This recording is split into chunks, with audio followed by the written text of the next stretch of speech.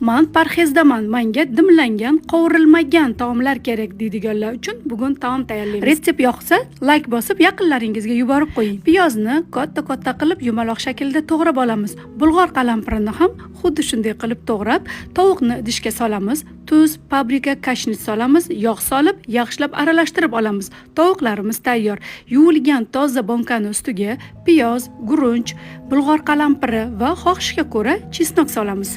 Tayyorlab marinovka qilingan tovuqlarni ham birin-ketin bonkaga joylab chiqamiz.